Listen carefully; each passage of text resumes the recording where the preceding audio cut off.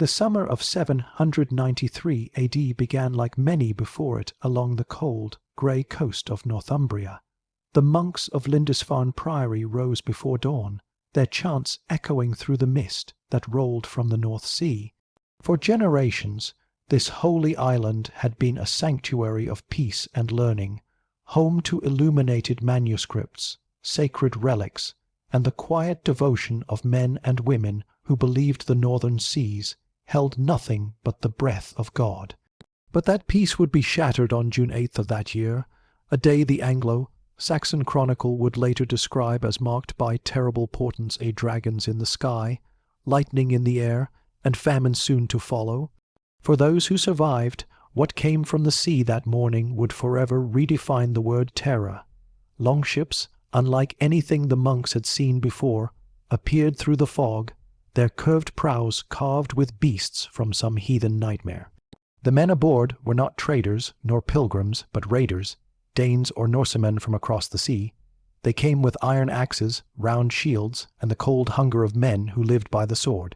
When the first ships grounded on the beach, the nuns who served at the priory's small hospice rushed to ring the bells, warning the brothers in the abbey. But the sound of prayer was soon drowned by screams. The Vikings stormed through the gates, their furs soaked with seawater, their eyes wild from the thrill of sudden conquest. The monks and nuns were no soldiers. They had no weapons, no walls, no thought of war. To them, the men who burst into the church, tearing down crosses and overturning altars, were the living embodiment of the devil. In a single hour, the tranquil rhythm of Lindisfarne was erased. Holy books were torn apart, relics were scattered, and those who resisted were cut down without mercy. Yet what most horrified later chroniclers was not the looting, it was what the invaders did to the sacred women. Among the survivors who fled inland, tales spread of the nuns dragged from the small cloister house near the shore, their veils torn, their vows mocked. These women, who had taken oaths of chastity and service to Christ, were treated as spoils of war. The Viking world, view rooted in honor, strength, and pagan ritual, saw no sanctity in Christian vows. To them, taking a nun or priestess captive was not sacrilege but triumph, a blow against a foreign god. Some were carried away to the ships, destined for slave markets in Dublin or Bergen. Others perished on the shore. This was not a random act of cruelty, but part of a cultural collision. In Norse society, women could inherit property, divorce, and manage farms. Yet the Christian idea of cloistered nuns, women hidden away, denied the world, was alien and even offensive to them. To the Vikings, such women were wasting their strength and freedom in servitude to a powerless god. When the raiders found them, they expressed their scorn not with debate but with violence. The reports that reached the court of King Aethelred of Northumbria in the weeks after the attack were filled with disbelief. Lindisfarne had been one of the holiest sites in Christendom, home to the relics of St. Cuthbert and the Lindisfarne Gospels. If such a place could fall, nowhere was safe. Alcuin of York, the great scholar then residing in Charlemagne's court, wrote in horror, "The heathens desecrated God's sanctuaries and shed the blood of saints around the altar. They trampled the bodies of the holy in the temple of God, like dung in the streets." His words captured more than outrage. They reflected the psychological blow inflicted on all Christian Europe. For centuries afterward, the image of Viking cruelty toward Christian nuns became a symbol of the clash between faith and barbarism. But behind that image lay more than simple brutality. The Vikings were not mindless savages.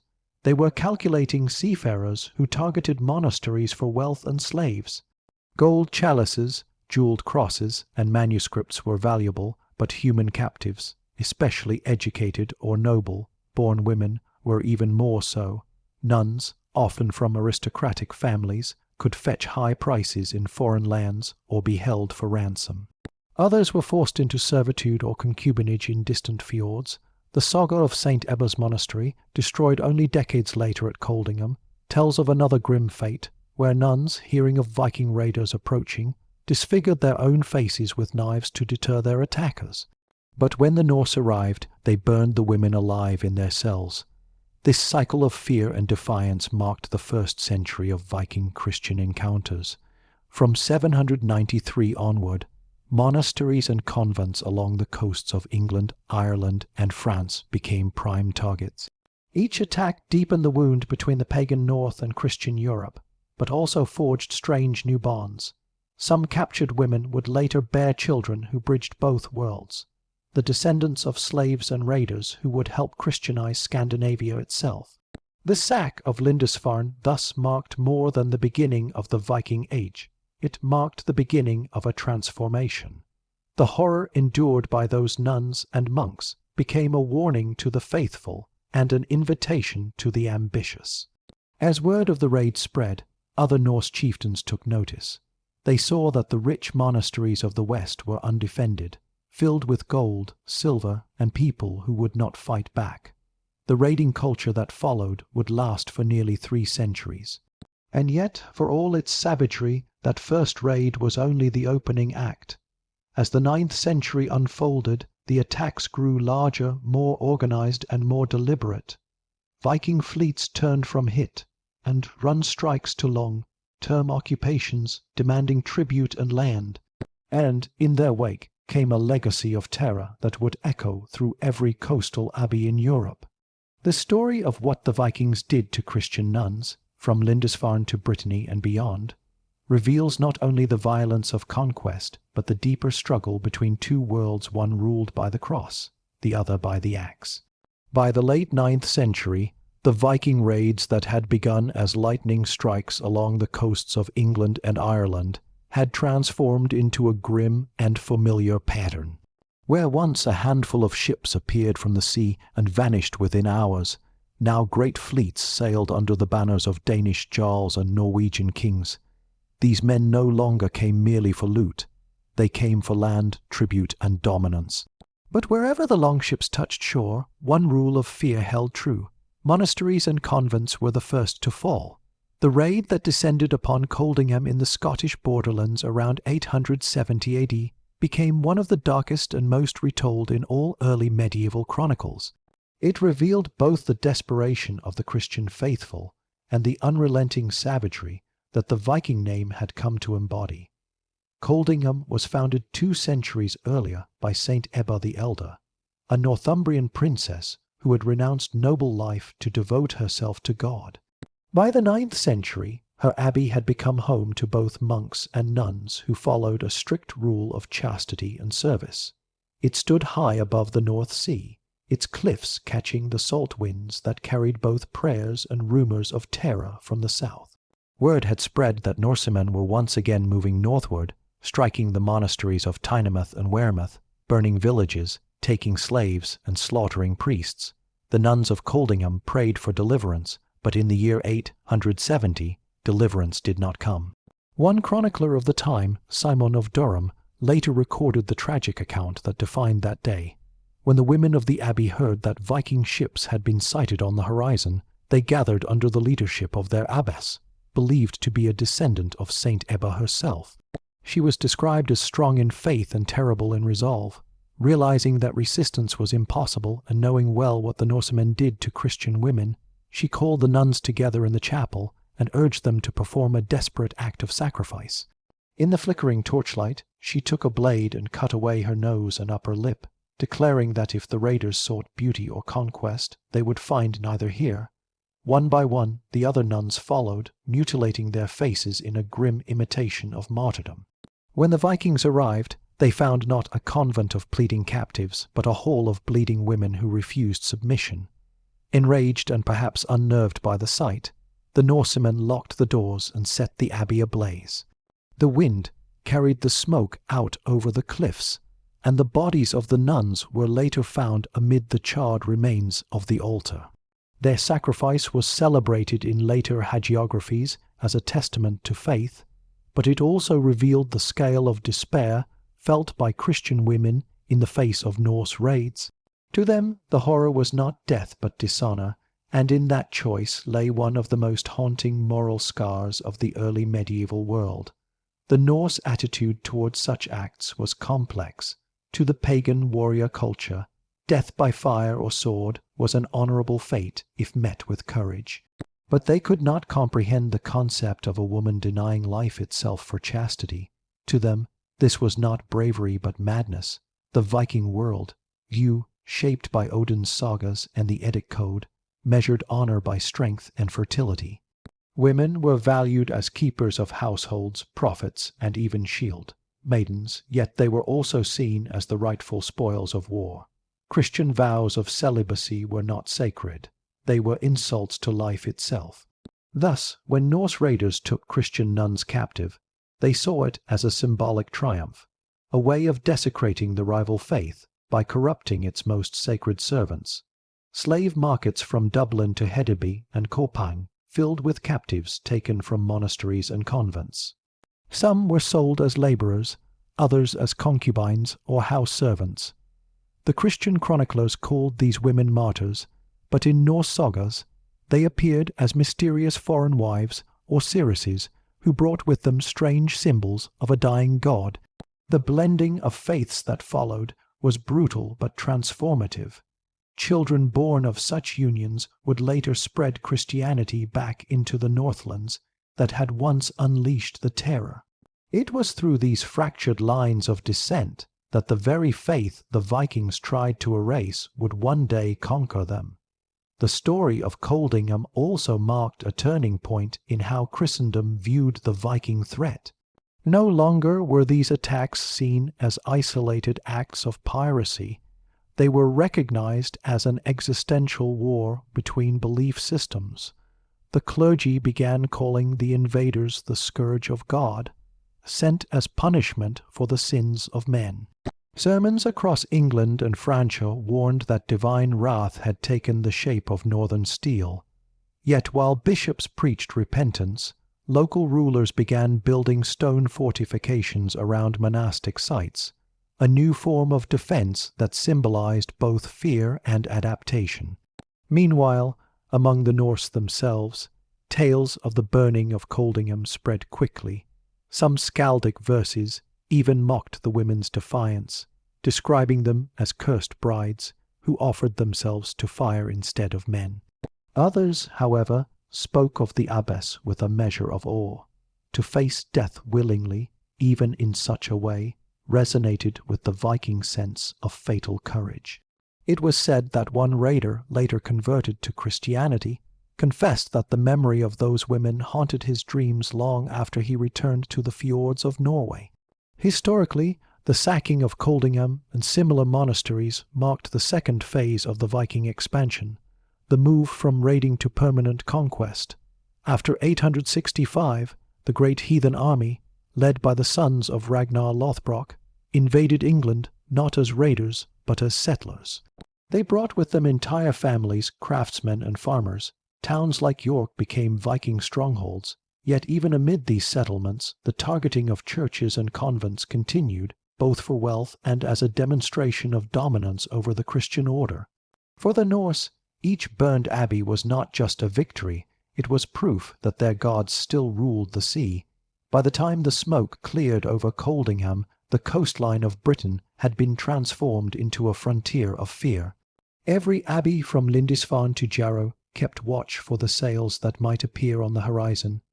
Nuns prayed by candlelight behind locked doors, and monks buried relics underground to hide them from plunder.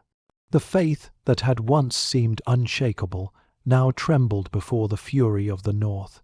Yet paradoxically, this suffering began to strengthen Christian resolve. The stories of martyred nuns and burned abbeys spread through Europe, inspiring kings to unite against the Norse and missionaries to venture into Scandinavia itself. From the ashes of Coldingham, a strange prophecy emerged among chroniclers, that the blood of the nuns would one day baptize the North. And though that vision would take centuries to unfold, it proved true.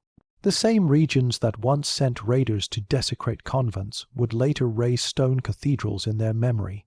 But in the year 870, such redemption seemed unimaginable. The fires still burned, and the cries of the women of Coldingham echoed across the sea. When the Viking longships turned their prows toward Ireland in the early 9th century, they found a land as divided as it was devout. The island's countless monasteries were not merely centres of worship. They were the beating heart of Irish civilization, hubs of art, learning, and refuge.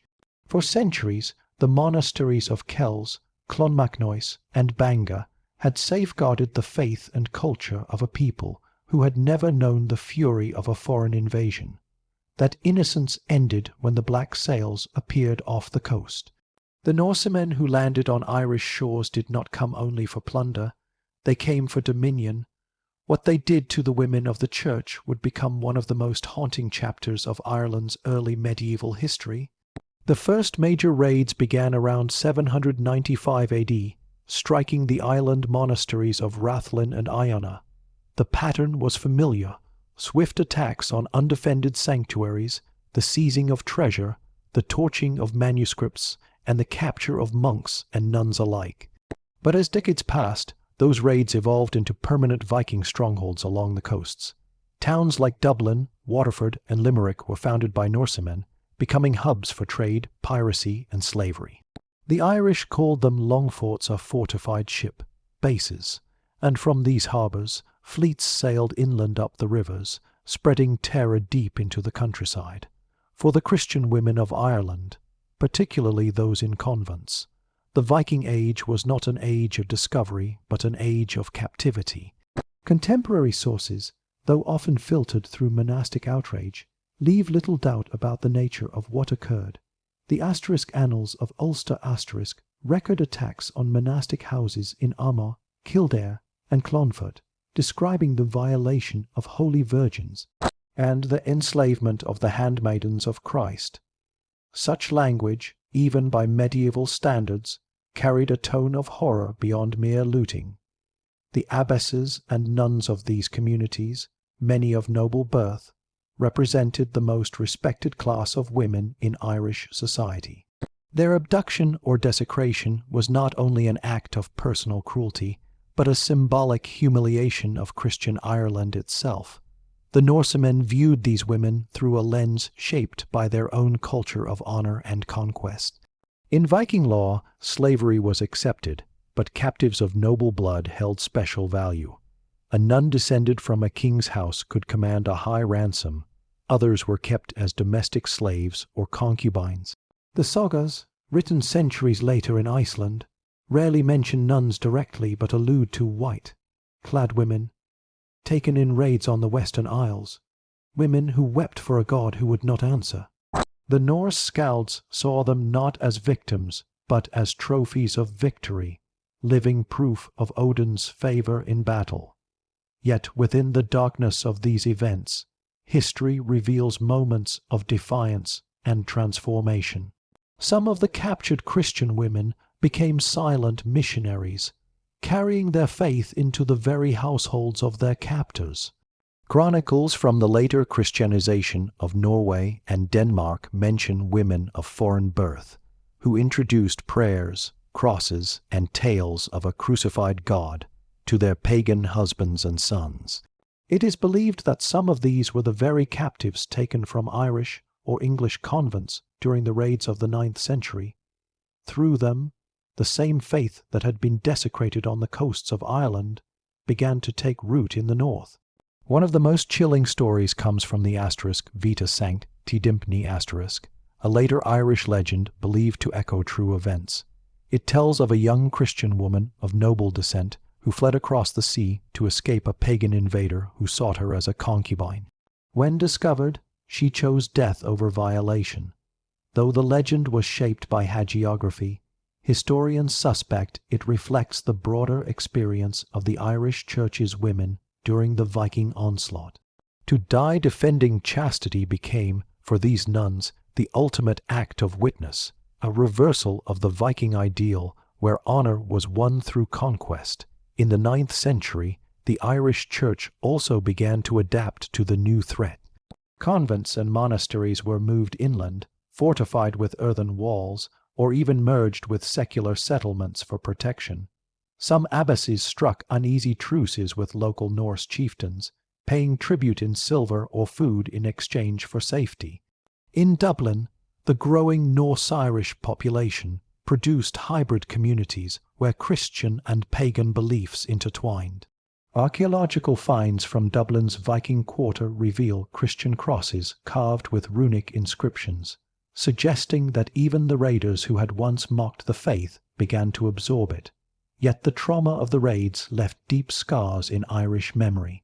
The Annals of Lindisfarne describe a raid in 915 AD on Kildare, one of the most sacred centres of Irish Christianity. There, according to the Chronicle, the Viking band defiled the virgins of Brigid, carried off the treasures of the shrine, and burned the books of wisdom. St. Brigid's nuns were among the most venerated in Ireland, their convent famed for maintaining an eternal flame that symbolized divine purity. To extinguish it was an act not just of physical destruction, but of spiritual desecration. The impact of such acts extended far beyond Ireland's shores. Reports of Viking atrocities spread across Europe, carried by clerical envoys and pilgrims. The stories of captured or martyred nuns became moral lessons in sermons from Francia to Rome, reinforcing the view that the Norse were God's chosen scourge, barbarians whose cruelty would one day be turned to divine purpose. Pope Nicholas I, writing in 860 AD, condemned the enslavement of Christian women by northern heathens, and urged rulers to ransom them whenever possible. Yet the reality was grim. Many of those women vanished into the Norse world, their names erased from both Christian and Viking records. Still, echoes of their voices remain.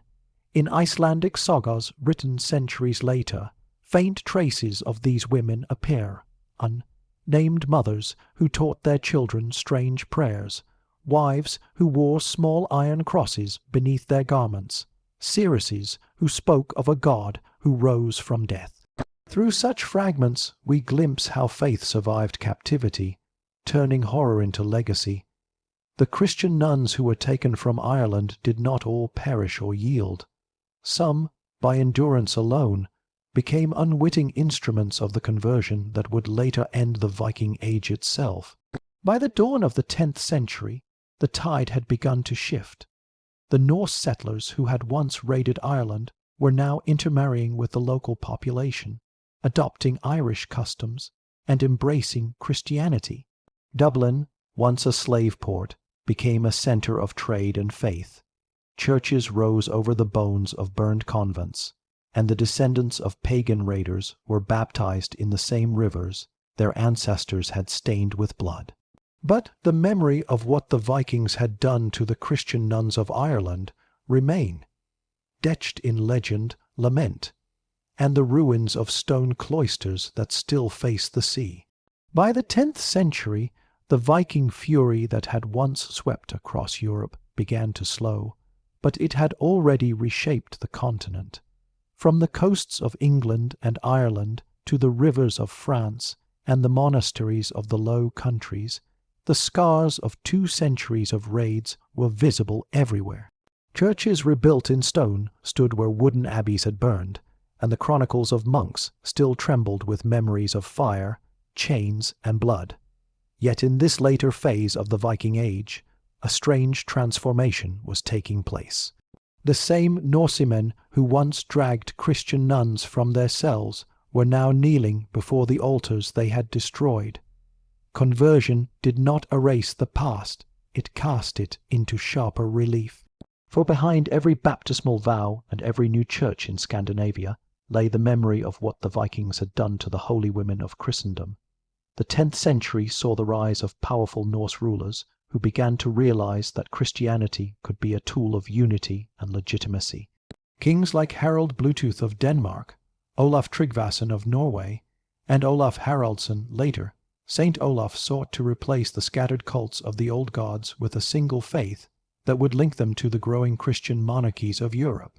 But this was no simple act of piety. It was also an act of politics. By embracing the religion of their former victims, these kings hoped to secure peace, trade, and prestige. Yet conversion came with a moral reckoning. The new faith forced the Norse to confront the atrocities that had defined their rise, particularly the violence inflicted upon Christian women. The story of Olaf Tryggvason embodies that tension. As a young man, he was a raider who joined expeditions along the coasts of England and Ireland, where monasteries were still prime targets. According to later chronicles, during one such raid, he captured a Christian woman of noble birth who became his concubine. Over time, her influence and the quiet conviction of her prayers trance formed him. When he later accepted baptism and returned to Norway as king, he outlawed pagan sacrifices and ordered the building of churches. Yet behind this act of devotion lay the haunting memory of the countless nuns and women whose suffering had helped bring his people to the cross. By the time of Olaf Haraldsson's reign in the early 11th century, the old Viking world was collapsing under the weight of its own contradictions. The trade routes that had once carried slaves and stolen gold now carried missionaries, relics, and bishops.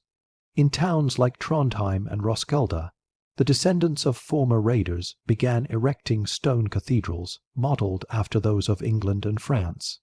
The names of saints replaced those of Odin and Thor, and with each generation, the collective guilt of the Viking past deepened into legend. The brutal acts once sung in skaldic verses were now retold as cautionary tales in Christian sermons. But for the Church, the memory of the desecration of its women remained a wound that shaped its theology of martyrdom and purity. Across Europe, the stories of the nuns of Lindisfarne, the self-mutilated sisters of Coldingham, and the captives of Kildare became symbols of defiant faith. Artists illuminated manuscripts with images of veiled women standing amid flames, their eyes lifted to heaven as Viking warriors stormed the gates. These were not only memorials, they were instruments of moral instruction. The suffering of the nuns was presented as both tragedy and triumph. Tragedy because it revealed the depths of human cruelty, and triumph because it showed the unbreakable will of faith under terror. In the 11th century, as Christianity spread through Scandinavia, the stories of these early martyrs began to circulate in the very lands that had once spawned their tormentors. Monks from England and Ireland travelled to Norway and Denmark to establish churches, often carrying relics or copies of the Gospels taken from the ashes of burned monasteries. They found among the Norse a growing fascination with the faith of those they had once despised. Some even claimed visions of the very women who had perished centuries before, appearing in dreams or omens, calling the North to repentance. Whether legend or belief, such visions helped weave the Christian story into the fabric of Viking culture. Archaeological evidence supports this slow transformation. In several Norse burial sites from the late 10th and early 11th centuries, small crosses have been found alongside traditional weapons and jewelry, a physical symbol of the merging of worlds. In some cases, the graves of women contain both Christian and pagan artifacts, suggesting that the process of conversion was deeply personal and gradual. It is possible that among these buried figures were the descendants of Christian captives, perhaps even the daughters or granddaughters of those nuns taken generations earlier. If so, their resting places tell a story that the written chronicles never could, that from the violence of the raids arose a new spiritual lineage that would one day redefine the North. The shift from terror to faith reached its symbolic peak in 1066, the year of the Norman conquest of England. The Normans themselves were descendants of Viking settlers who had converted to Christianity generations earlier. Led by William, Duke of Normandy, a great-grandson of the Norse warrior Rollo, they invaded the very land their ancestors had once plundered, but unlike their forefathers, they came not as pagans, but as Christian kings. They built cathedrals instead of burning them, and their monks recorded histories that traced both the savagery and the salvation of their lineage. In a single lifetime, the raiders had become rulers, and the legacy of the violated convents had been transformed into the architecture of empire. Yet history's moral balance never fully settled. The stories of the Viking attacks on nuns continued to haunt the Christian imagination for centuries.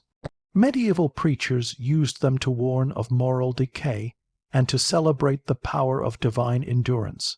Poets in later ages would romanticize the Vikings as noble pagans, but the Church never forgot the screams that had echoed through Lindisfarne or the flames that consumed Coldingham.